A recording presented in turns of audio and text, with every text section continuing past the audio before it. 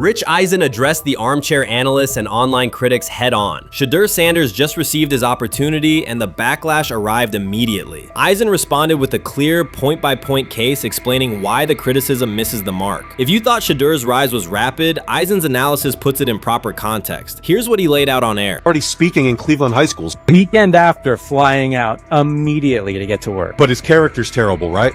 You know, and listen, oh, he interviewed bad, you know.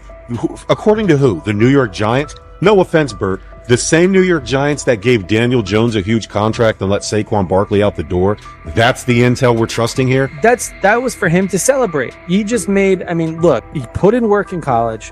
He had the privilege of being coached by his father. Which we all would love and do. Turned around not one, but two programs in college football. And then literally for any athlete, being drafted at the highest level is a success story in itself. Rich Eisen delivered a direct response to the critics. He addressed the online claims reducing Shedeur Sanders to Deion Sanders' son instead of evaluating him as a quarterback on merit. Eisen challenged those assumptions and refocused the discussion on performance, preparation, and opportunity. Say Kenny Pickett had strained his hamstring. Shedeur, they say his first day in pass, 9 for 9, 2 touchdowns, no interceptions. They were just hating on this young guy. Within minutes, Rich Eisen delivered a structured breakdown, addressing each claim with evidence and dismantling weak narratives through clear analysis. He replaced speculation with data and kept the focus on what matters: decision-making, accuracy, leadership, preparation, and game management. The reality is simple. Shedeur Sanders was not given this opportunity. He earned it through performance and consistency against real competition. He accepted the role, met the standard, and handled the moment with professionalism and urgency. No shortcuts, no favors, just results and readiness. Eisen's point was direct. Evaluate Shedeur on his work, not assumptions, and acknowledge that he has justified the opportunity on the field. I've done it at 2 locations already, so it's simple. So that's why when people say I'm not, you know, one of the top quarterbacks or the top quarterback, is what are y'all going based off of? Because I did it year after year after year, and you see the progression. So it's like, obviously it got to be some type of external hate that you have for the family, for the last name, for anything, because I know I proved myself. While many were still debating whether he was NFL ready, Shedeur Sanders stepped onto the practice field and operated like a clear QB1, setting protections, controlling tempo, and executing the plan. The narrative that he is just flash, media attention, or his father's influence does not hold up against his work in installs, progressions, and situational drills. What he showed was composure, efficiency, and command of the offense. He processed quickly, protected the football, and delivered on-time throws, demonstrating preparation and control. I'm a firm believer. If I wanted Shedeur Sanders at 2, at worst at 33, of course I already think that he's better than other quarterbacks. Because that's the type of talent, that's where I would have picked him at.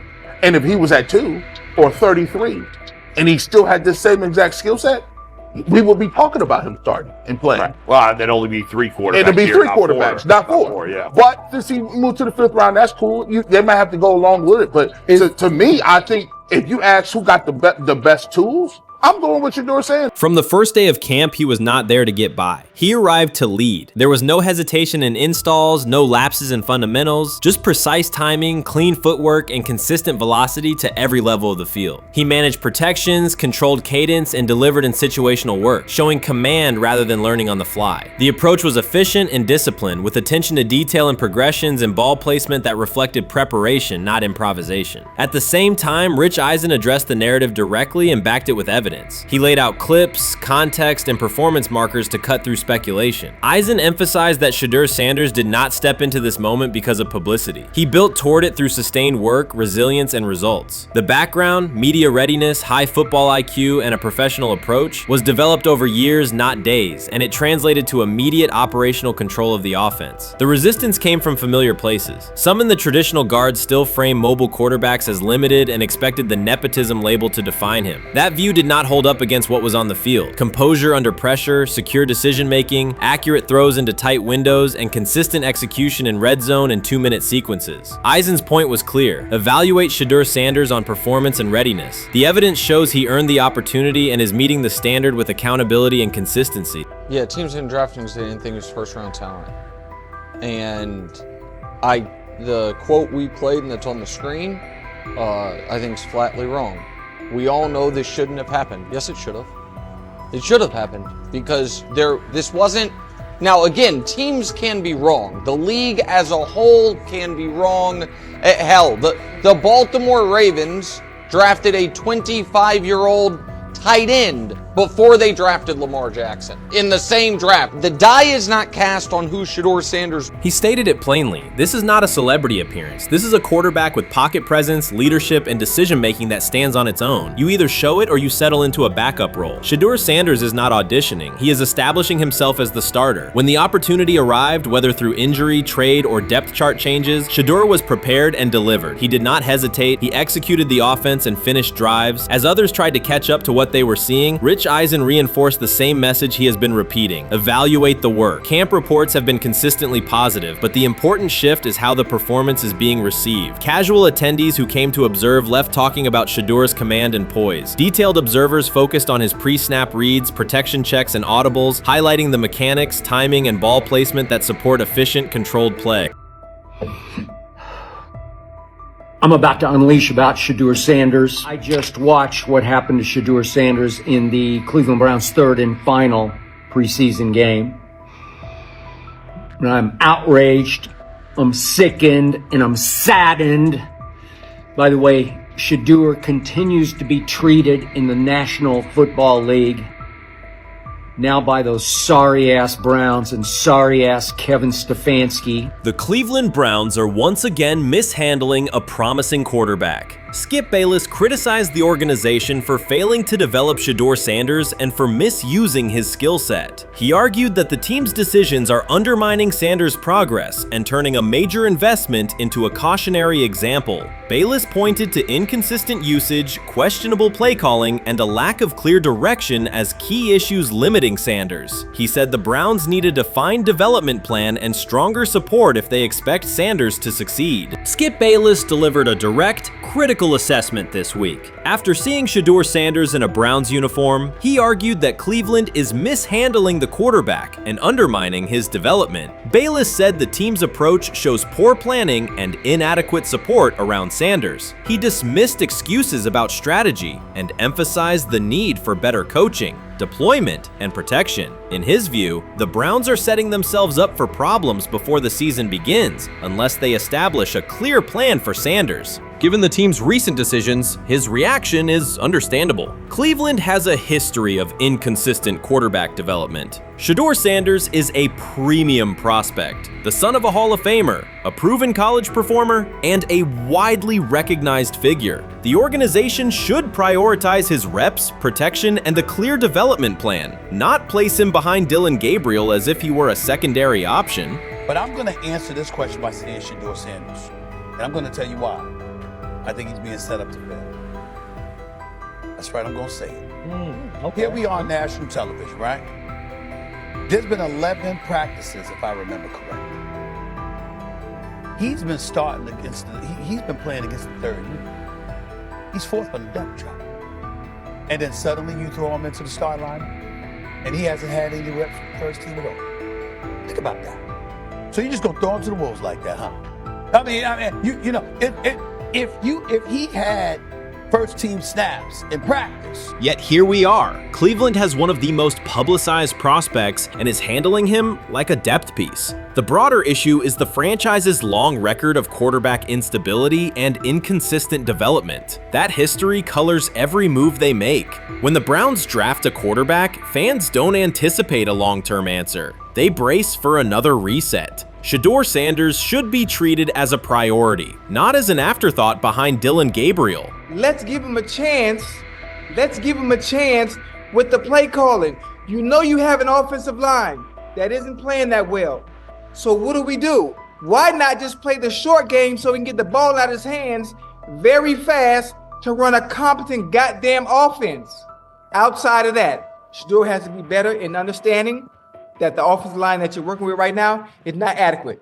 Why not allow the players that are competing for a job, in this instance, Shedeur Sanders, to finish off the 2-minute drill? When Browns fans see another quarterback selected, they brace for another setback. The franchise's recent history, from Johnny Manziel's failed stint to the rocky handling of Baker Mayfield, reflects inconsistent development and short-term decision-making. Against that backdrop, Skip Bayless's reaction to Shedeur Sanders on Cleveland's roster was blunt. He argued the team is already mishandling a premium prospect by treating him as a secondary option instead of a centerpiece for the future. Bayless's position is straightforward. Sanders is not just a name, he brings proven college production, leadership traits, and significant visibility that can strengthen both the offense and the organization's broader profile. Burying him on the depth chart behind Dillon Gabriel signals a lack of a clear development plan and wastes early momentum. Instead, Bayless contends, Cleveland should establish a defined pathway. First-team practice reps, protection and personnel tailored to his strengths, deliberate play calling that accelerates processing, and measured in-game opportunities that build confidence and execution. In his view, the Browns need alignment from the front office to the coaching staff to prioritize Sanders' growth. Continuing to treat him like a depth piece risks repeating the same cycle that has undermined previous quarterbacks. Committing to a coherent plan gives Sanders and the franchise a realistic chance to convert potential into sustained performance. Shedeur is lighting it up in practice every day. You're not even a half bit curious to see what he could do with the ones. That makes no sense. And then on top of all of that, you got players going on podcasts and talking to people in the media saying this guy is really good. Like, this guy is legit. So even your peers respect you enough. How is it that the coaches can't see that? It always starts with the players, where the player's like, hey, you see that? You seen that pass he threw? The Cleveland Browns were taken by surprise when quarterback Shedeur Sanders stepped in for first-team snaps, asserting control of the drill and instantly highlighting deficiencies across the rest of the room. His confident command forced coaches to pause practice clips, reevaluate progressions, and consider immediate adjustments to the depth chart. Within minutes, discussions spread throughout the facility and online forums as fans weighed what Sanders' showing means for the current starters. The organization now faces an urgent, data-driven decision on whether Sanders should move up permanently. Shedeur Sanders arrived at Browns practice, took several first-team reps, and the entire quarterback group immediately felt the pressure. Coaches erased the whiteboard and reviewed their plans. Staff members exchanged concerned comments, and observers began asking whether Sanders was positioned to assume a larger role. Tony, every year we see at least 1 to 2 teams. They were in last place in their division the year before. No one thought they'd be good, and then they were good. It almost seems like no one's even assuming the Browns can be that, but we see it happen every year. And I get the quarterback stuff, but like, correct me if I'm wrong, Tony. The Browns are trying to run the football, play good defense, not turn the ball over in the passing game, and try and take advantage when they can, correct? That's what they're trying to do. That was the 2020 offense. The Cleveland Browns are still searching for stability at quarterback. Deshaun Watson is yet to deliver consistent starter-level production that justifies his contract, and each game renews doubts about whether he can regain peak form. Behind him, rookie Dorian Thompson-Robinson shows promise but remains inexperienced and unpolished. Coaches are evaluating alternatives each week and may need to adjust the depth chart if progress stalls. The roster around them is built to contend now, so ongoing uncertainty under center is increasingly costly. As we talk about, we do believe in best player available. We do believe in positional value, and we didn't necessarily expect him to be available in the in the 5th round, and so we love adding competition to every position room and adding him to compete with the guys that are already in there. We felt like that was the appropriate thing to do. The Browns quarterback group is unsettled. Deshaun Watson has yet to provide the reliable, high-level play his contract demands, while rookie Dorian Thompson-Robinson remains promising but unpolished. Depth behind them consists mostly of veterans whose experience lies more in holding clipboards than leading offenses. The coaching staff needs an immediate answer, not a 3-year development project. Shedeur Sanders enters as that potential solution. At Colorado, he passed for more than 3,200 yards despite working behind one of college football's poorest offensive lines, consistently demonstrating poise, quick processing, and accurate ball placement under heavy pressure. Film shows steady reads and disciplined footwork, traits that offset concerns that his profile is built on family name or media attention. Cleveland viewed the signing as a low-risk, high-reward move. Early in camp, Sanders received a handful of first-team snaps intended merely as an evaluation. Those plays quickly changed practice tempo. The ball came out on time, receivers hit their landmarks, and the defense struggled to adjust. Coaches immediately expanded the review using phrases such as evaluate every option, an indication that the depth chart was no longer fixed. Watson sensed the scrutiny. Thompson Robinson increased his urgency. Within minutes, competition in the quarterback room intensified. Sanders repeated that performance in subsequent sessions. His footwork remained clean, progression sharp, and throws firm and precise. Each strong rep forced staff to reassess the plan to keep him buried on the developmental track. The broader context magnifies the pressure. Cleveland's roster is built to contend now. Fans are weary of quarterback turnover, and the front office cannot afford another costly misstep under center. Around the league, rookie passers rarely wait multiple seasons anymore. Joe Burrow, Justin Herbert, CJ Stroud, and even late pick Brock Purdy established that precedent. If Watson opens the regular season and struggles, public calls for Sanders will grow, especially if the rookie flashes in preseason. Alternatively, another team could attempt to acquire him if Cleveland hesitates to elevate his role. Each scenario underscores the same reality. Sanders' emergence has turned a routine camp evaluation into a critical decision point for the franchise. And we saw Dillon Gabriel go 11-11 with the first team, Shedeur Sanders go 11-11 with the second unit. So that was really the big wrinkle today.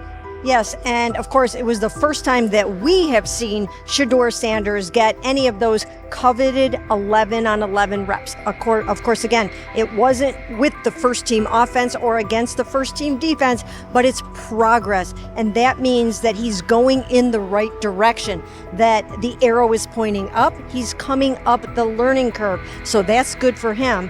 And I actually thought just overall, he had a better day than Dillon had today. He completed more passes. He was more on point. In fact, in that 11-on-11 period, he threw a near touchdown. Desperation can push franchises toward aggressive decisions, especially when their quarterback options appear unconvincing or outdated. One scenario now emerging is that Sanders earns enough confidence to take full preseason reps with the starters, forcing Cleveland to revisit a depth chart it believed was settled at the beginning of July. His practices demonstrate that the excitement around him is grounded in measurable performance. Accurate, high-velocity passes against first-team defenses, and confident command of the huddle. Each strong outing also heightens league-wide interest. Rival scouts adjust evaluations, and general managers revisit their notes, aware that a viable young quarterback may soon become available. Inside the facility, the personnel staff must balance short-term results with long-term roster planning, knowing that an early move could reshape salary cap allocations and locker room dynamics. The pressure on Watson and Thompson Robinson escalates accordingly. Both must produce visible progress to maintain their current roles. Cleveland's recent history shows how quickly promising quarterback situations can devolve into controversy. The franchise has turned potential breakthroughs into organizational turmoil before, so observers remain cautious about how this competition will unfold. The rumors have ended. The decision is public. Cleveland Browns owner Jimmy Haslam has informed every level of the organization that unless an unforeseen injury intervenes, Shedeur Sanders will start at quarterback in week 1. The announcement is not an informal suggestion or a quiet push in the background. It is a direct order. Multiple independent reports, amplified most visibly by Colin Cowherd, confirm that Haslam delivered the directive himself. From the owner's viewpoint, the logic is simple. No one else on the roster offers the same combination of talent, leadership, and long-term upside. Joe Flacco is approaching the twilight of his career. Kenny Pickett has shown flashes but remains inconsistent. Dillon Gabriel, taken in the 3rd round, is a developmental project. By contrast, Haslam believes Sanders can alter the franchise's trajectory immediately, and he refuses to allow internal hesitation to stall that possibility. The standoff traces back to April. General manager Andrew Berry and head coach Kevin Stefanski entered the draft wanting a low-profile prospect who would fit quietly into the existing depth chart. They prioritized scheme familiarity, modest public attention, and a clear developmental timeline. When the board lined up, they reached for Gabriel in round 3, reasoning that an early investment would justify keeping a rookie on ice behind the veterans. But Sanders continued to slide, first through day 2, then deep into round 5. Haslam watched the names come off the board, convinced the league's bias against Deion Sanders' outspoken son was obscuring legitimate first-round talent. When Cleveland's 5th-round pick arrived and Sanders was still available, Haslam intervened. He did more than approve the choice. He overrode the original plan, making it clear that the organization would select Sanders and give him every chance to compete. From that moment on, the Browns' internal narrative splintered into 2 camps, those ready to accelerate around their owner's vision and those still trying to protect their original approach. Once rookie minicamp began, Sanders erased much of the speculation. He commanded huddles, processed coverages quickly, and delivered throws with anticipation that belied his draft slot. Teammates noted his willingness to accept blame for missed timing, then correct the error without dramatics. While Flacco and Pickett split most first-team reps, Sanders treated limited opportunities as full-speed auditions. During organized team activities, he identified blitz looks, redirected protections, and consistently found his second read when the primary route was covered. More than one defensive veteran told local reporters that Sanders looks like the best arm in the building. That assessment forced Barry and Stefanski to reevaluate their timetable. They could no longer label Sanders a long-term project without contradicting on-field evidence. Drafting Gabriel 2 rounds earlier had provided the staff an excuse to slow roll Sanders' ascent. Coaches could point to investment cost, meeting room familiarity, and installation comfort to justify Gabriel's snap share. Yet each practice rep in which Sanders outperformed the third rounder weakened that shield. Behind closed doors, position coaches began requesting more Sanders film for cut-ups, and offensive assistants quietly shifted meeting questions toward concepts the rookie already executed well. By mid-June, Barry himself started describing Sanders not as a developmental asset, but as a competitive option.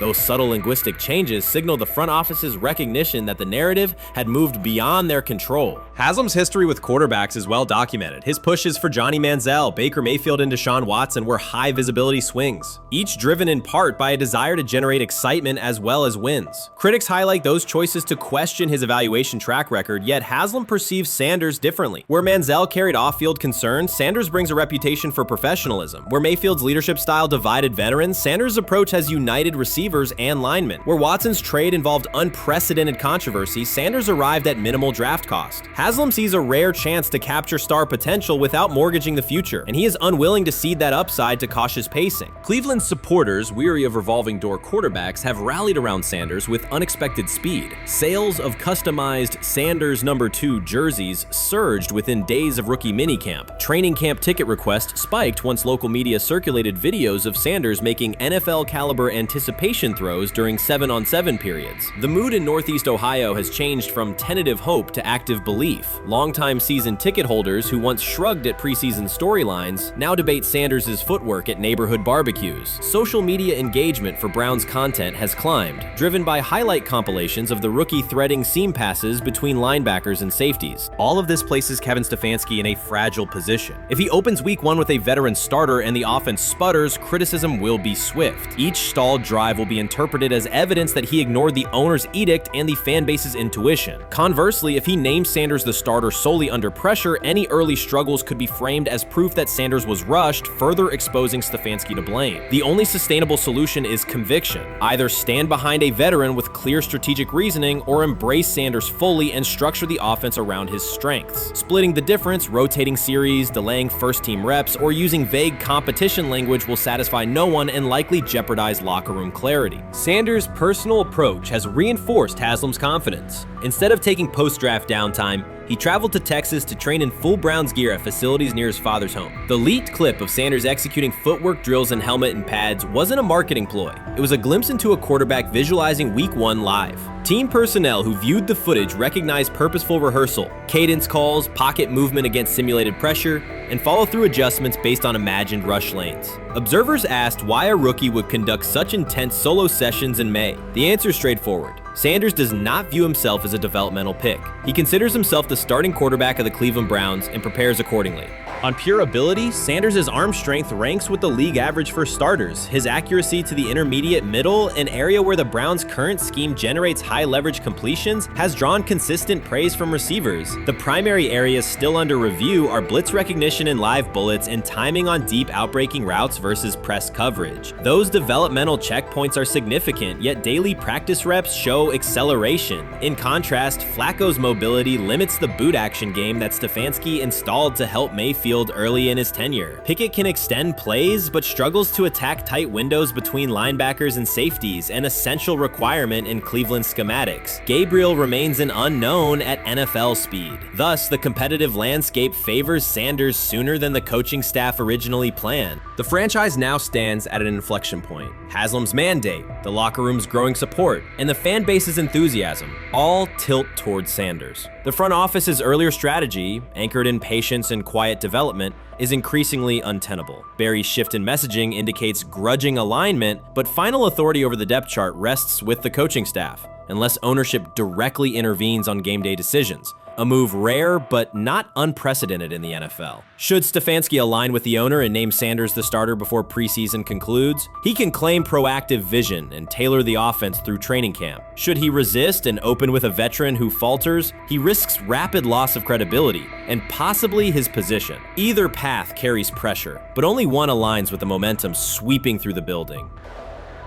For 2 decades, the Browns have cycled quarterbacks without securing a stable star. Each new hope, whether draft pick or trade acquisition, has collapsed under injuries, inconsistency, or organizational disarray. The possibility that Sanders could finally anchor the position is not merely a football storyline. It is a potential cultural reset for a fan base defined by resilience. Haslam's insistence reflects that awareness. Cleveland needs a leader who can win on Sundays and project confidence every other day of the week. Sanders has shown he can shoulder expectations without retreating from scrutiny. That trait, more than arm talent alone, is why the owner views him as indispensable. Voluntary workouts transition to mandatory minicamp next week. If Sanders receives a substantial share of first-team snaps, observers will interpret it as the staff's acknowledgement that the competition is tilting decisively.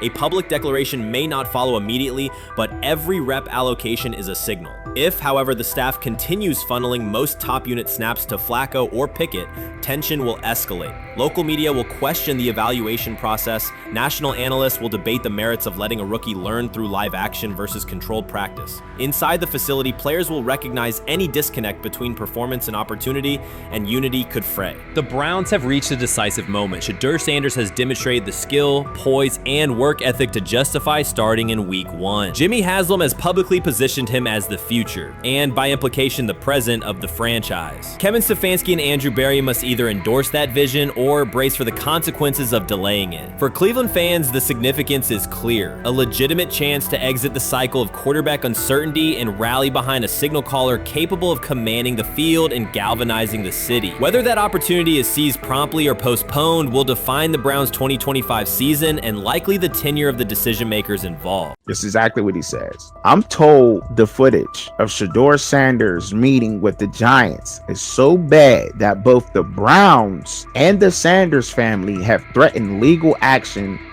if it is published. The New York Giants have released audio from their draft interview with Shedeur Sanders, and the disclosure has drawn intense public reaction. Fans want to know whether Sanders made critical remarks and why the Giants shared material that should have remained confidential. The situation revolves around an open microphone, contentious comments, and the broader implications of the leak. The New York Giants published a brief, edited segment from their interview with Shedeur Sanders and withheld the remaining footage. Observers are debating whether this was a strategic public relations decision or an attempt to discredit him. The team has offered no additional explanation, and many fans view the limited release as inadequate and potentially misleading. They are demanding full transparency and accusing the organization of orchestrating a negative narrative. While criticism of Sanders is vocal, his supporters are responding with equal intensity. There was another team that he sat down with. What do you mean it didn't go well after that? So, he was pissed that they did that to him. They did that to him. He counter-confronted the them. same thing they do to every other quarterback prospect. They did that to him. They slide in a mistake to see if you catch it. Right. And so because you're the quarterback. But he didn't take it as a correction. He took it as like he got pissed off. Yeah, and it's like so here's another one. So another one was, he throws a bad interception, and it was a deep throw early in the game, and he comes back and they go in the meeting, they show the interception. The Giants have released only a brief excerpt of the interview and are refusing to share the rest. Their decision has drawn criticism across TikTok, X, and Facebook, where many see it as a poorly handled public relations move. Fans are calling for the full recording to be published so the situation can be judged in its entirety. The GM is on film that the son, they asked the son last draft, yo, who you think I should pick? His son like, yo, you need to get the Jaden Daniels, big. This is what his son, it's on tape. You should go Jaden Daniels. He laughing at his son. And all right, cool, get Jaden Daniels. I don't even know how that tape got out. I wouldn't have let this get out. Shedeur Sanders appears unfazed by the situation. Although the Giants suggested he was more hype than substance, their handling of the interview has instead elevated his visibility. Analysts across major sports outlets are now discussing him more than before, keeping his name prominent in the news cycle. New York Giants, where these tapes at? You hear me? Because if Shedeur Sanders was so unprofessional, y'all would have leaked the tapes for the whole world could see, right? Cause understand, it's a lot of he say, she say. But one thing I do know, as a young black man growing up in this world, being straightforward and not sugarcoat anything. The Giants' PR team appears to reject Sanders' family connection outright, a decision many view as unprofessional and lacking nuance. Internal discussions seem to have dismissed quarterbacks with prominent relatives as poor fits for the organization, revealing limited awareness of public perception. The response was swift. A single edited clip ignited widespread debate on social media, with fans asking why essential segments were held back and what the team might be hiding. Critics argue that if the full interview contains nothing damaging, the club should release it in its entirety. Online discussion intensified immediately and continues to gain momentum. What they do during the film and the combine and the meetings is teams will install mistakes intentionally planted in the install, and they want you to catch them. Shedeur didn't, and when a coach called him out, once again, it didn't sit well. It's like, bro, there's not many teams needing quarterbacks, especially since Pittsburgh appears to have a deal with Aaron Rodgers and Tennessee's getting Kale Moore. The Giants' decision to withhold the full interview has produced an unintended result. Instead of diminishing interest in Shedeur Sanders, it has intensified it. Media outlets and analysts are now examining every on-field rep, press comment, and public appearance as evidence of how he conducts himself under scrutiny. Each throw, adjustment, and answer is tracked and evaluated against league standards, reinforcing the view that he remains composed and professional. Many fans contend that the organization has misrepresented Sanders and suggest the issue may stem from the Giants' view of his father, Deion Sanders. They see the partial release as an attempt to raise doubts about his character by association. That perception has only made his profile more compelling. The discussion has shifted from whether he deserves a high draft position to how effectively he withstands sustained pressure. Sanders is now regarded not just as a talented prospect, but as a symbol of resilience, central to debates about transparency and organizational strategy. Even if the Giants eventually provide more context, the visibility they have created for him is unlikely to fade. The most fun yet the most difficult thing I cover and we cover all year long is not games. It's the NFL draft. Because I've said this many times, you get lied to for a month to 2 months up to it. And so often during the draft, and every few drafts, there's a guy that really falls, precipitously falls. This year it was Shedeur Sanders, it's been Aaron Rodgers, it's been Dan Marino. Every few years somebody falls a lot. And so, but those stories don't come out until like the fall. Criticism of Shedeur Sanders from within the Giants organization has become increasingly public. Team communications appear focused on casting him as an overhyped prospect, whose character should be questioned, a narrative that seems aimed at shaping opinion rather than assessing performance. Yet each selective release or negative remark has instead amplified attention on Sanders and elevated his reputation. Efforts to confine him to a narrow, unfavorable image continue to produce the opposite effect, reinforcing his position as an underdog who endures external pressure. The debate has shifted from football analysis to broader concerns about narrative control and transparency. Fans, reporters, and online communities are still urging the Giants to publish the full interview, arguing that only complete context can resolve speculation. The organization's refusal to comply has intensified scrutiny and led many observers to conclude that the team underestimated public reaction and now faces questions it could have avoided with full disclosure. The tapes, the New York Giants have the tape. They definitely have the tape. It's confirmation that they had the tape. Shedeur didn't do nothing. It's what they saying he did. I'm gonna tell you what these mixed reaction right here. So we already know about the New York Giants, but the Pittsburgh Steelers head coach Mike Tomlin reported admired Sanders' talent, but hesitated to draft him due to previous challenges with quarterbacks like Russell Wilson and Justin Fields, leading to more cautious approach.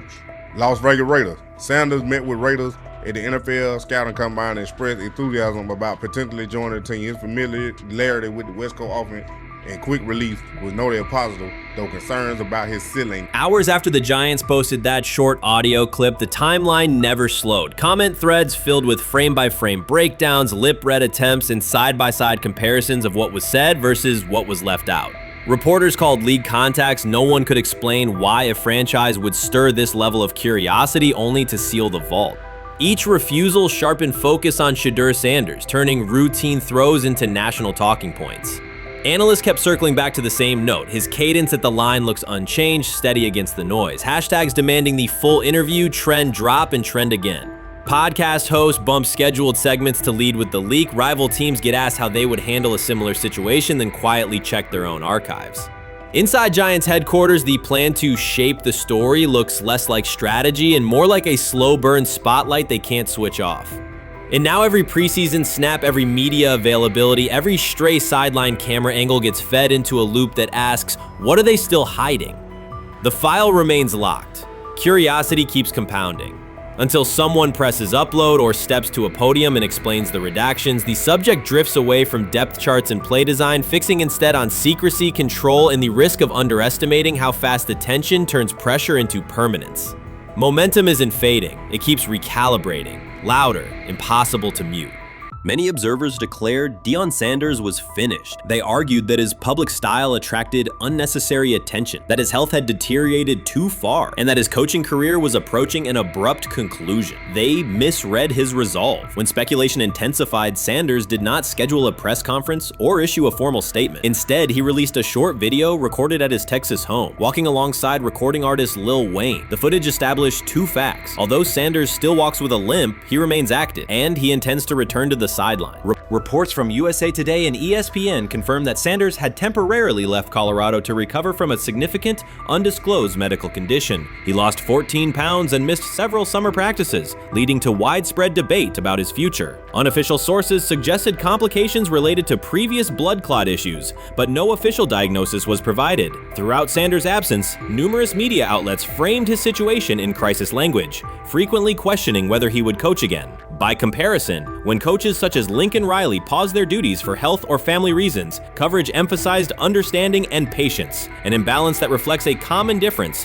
in how high-profile black coaches are treated. Sanders' silence was not a retreat, it was a period of recovery. During rehabilitation, he relied on family, faith, and trusted colleagues, yet stayed connected to his program through brief online updates. The video with Lil Wayne demonstrated that he retained strong support from influential friends, countering narratives that portrayed him as isolated or on the verge of retirement. The visual evidence showed that his setback is temporary, and that he remains determined to lead Colorado into the forthcoming season. Since accepting the Colorado position, Sanders has dramatically elevated the program's national standing. He first drew national attention to Jackson State and the broader HBCU football landscape, then moved to Boulder and transformed a one-win team into a central storyline in college athletics. His approach, combining hip-hop culture, direct communication, and open expressions of faith, has challenged conventional expectations for head coach behavior. Each step forward has been met with heightened scrutiny. His time at Jackson State was labeled a publicity stunt, his departure for Colorado was framed as abandoning HBCU culture, and his social media presence has been cast as distraction from traditional coaching responsibility. Critics often magnify Sanders' missteps and question his motives, while comparable actions by other coaches receive neutral or sympathetic coverage. Showings of enthusiasm from Brett Favre and disciplinary intensity from Nick Saban are celebrated as competitive passion, yet Sanders' displays of confidence are frequently labeled arrogance. The discrepancy illustrates deeper biases rather than differences in performance. Sanders' success challenges entrenched expectations of how a college football leader should look, speak, and act, especially a black coach who refuses to downplay his identity.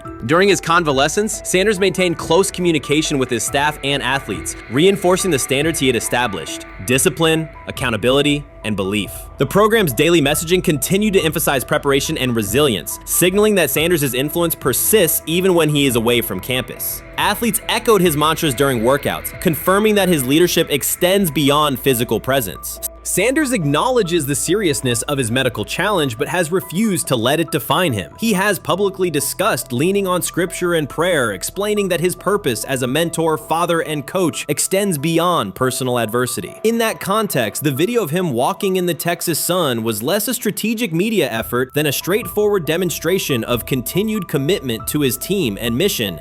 Colorado still requires Sanders' vision. Prior to his arrival, attendance was low, national media attention was minimal, and recruiting momentum had stalled. Sanders' leadership brought renewed energy, authentic identity, and higher standards of accountability. Players who previously lacked representation in college football leadership found a coach who shares, affirms, and elevates their cultural background. Sanders supplements conventional coaching priorities, scheme, fundamentals, and execution with empowerment initiatives that cultivate self-confidence and authenticity. As preseason camp approaches, Sanders intends to resume full involvement, even if medical recovery remains ongoing. His presence is expected to restore on-site leadership, stabilize the locker room, and direct media coverage toward on-field progress. For Sanders, the objective extends beyond compiling wins and includes completing a cultural transformation that expands how success and leadership are defined in modern college football. Those who predict his decline overlook the underlying traits, faith, perseverance, and purpose that have supported Sanders throughout his career. Doubts, rumors, and disproportionate scrutiny have followed him from playing days into coaching, and he has consistently responded with results. His current health setback is another obstacle, not a conclusion. The broader initiative he leads, centered on authenticity, opportunity, and high standards, continues. When Sanders returns to the sideline, it will mark the next stage of a movement he has guided from Jackson State to Boulder. The recent period of quiet has been strategic rather than passive. Instead of defending himself in daily briefings, Sanders focused on rehabilitation, remote program oversight, and family support. Each brief social media message reinforced a consistent theme: faith and preparation. He has articulated gratitude for medical professionals and has reiterated that his mission at Colorado is unfinished. His public references to scripture have been direct but measured, aligning with his long-standing practice of integrating faith into leadership. By walking through his ranch with Lil Wayne, Sanders signaled continuity. The clip underscored that influential supporters remain engaged, that Sanders' broader network values his vision, and that he remains capable of navigating physical challenges. The visible limp was not evidence of imminent retirement. Rather, it documented the reality of ongoing recovery and the resilience with which he approaches each obstacle. Colorado's athletic administration and football staff continue to affirm Sanders' program direction. Recruitment communications cite his established record in fostering cultural relevance and national exposure. Prospective athletes respond to a coach who presents a transparent path to development, both on and off the field. Current players refer to Sanders' coaching points with clarity, citing specific drills and expectations that remain unchanged during his absence. These indicators demonstrate that the core structures Sanders implemented are functioning and that his return will be an amplification, not a restart. Criticism regarding Sanders' public persona often conflates media style with coaching substance. Analysis from opponents suggests that social media engagement dilutes football preparation, yet Sanders' staffs emphasize time management and delegation. Defensive and offensive coordinators handle in-game adjustments, while Sanders directs overall culture, recruitment, and leadership. He has articulated that visibility serves to amplify program accomplishments and enhance player opportunities, not replace strategic football planning. Some commentary has attempted to reframe Sanders' health issue as evidence that his coaching model is unsustainable. The argument ignores the documented health challenges faced by numerous coaches across levels of competition. For example, college coaches recovering from heart procedures or joint replacements have returned to successful seasons after appropriate medical clearance. Sanders' case follows a comparable trajectory. Medical complications require temporary separation, structured rehabilitation is prioritized, and a managed return is planned. Institutional medical protocols at Colorado dictate clearance requirements. Sanders will meet those before resuming full sideline duties. Colorado's players have expressed public confidence in Sanders' eventual return, citing regular virtual check-ins and continued accountability. Several athletes noted that positional meetings included recorded messages from Sanders reinforcing tactical goals and personal discipline. These details confirm that Sanders has remained actively engaged, albeit remotely, and that team culture remains aligned with his principles. Looking ahead, Colorado's schedule will attract national attention, both for on-field competitiveness and the storyline of Sanders' comeback. Analysts will evaluate how quickly he reestablishes day-to-day rhythm and whether his physical limitations influence practice oversight. Internal planning accommodates gradual escalation of responsibilities, with medical staff and strength and conditioning personnel contributing to phase reintegration.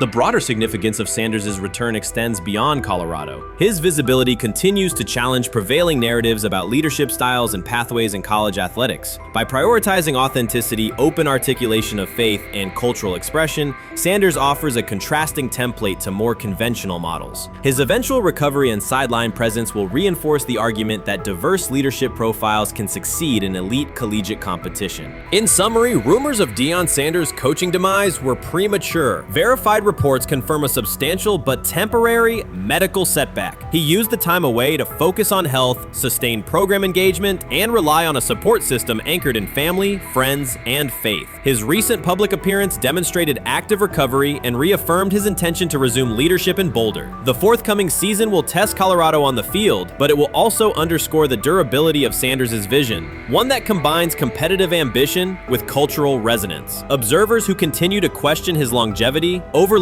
the resilience and purpose that have defined his career. Sanders' return is imminent, and the movement he leads remains intact. Watson says he has been mentoring Shedeur Sanders at the quarterback position. The biggest failure in the NFL is now mentoring quarterbacks.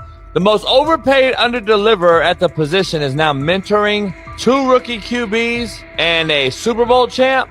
So what exactly are you mentoring him at? You have had 24 civil lawsuits that you paid off to go away.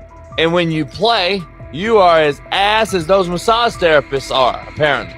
Shedeur Sanders is also a show. It's all about him. It's all about anything else. If you don't see that by now, then you're just blinded. Cleveland's second most talked about player has yet to take a professional snap, and it isn't Deshaun Watson. Rookie quarterback Shedeur Sanders has already captured the locker room's attention and the fan base's enthusiasm, creating a visible shift in the team's internal dynamics. Watson, once the uncontested focal point, now shares the spotlight with a newcomer who has only practiced in shorts. The Browns are experiencing a rapid, unforeseen change in popularity within their roster. Four-man competition. It's not. It's 2 guys versus 2 guys.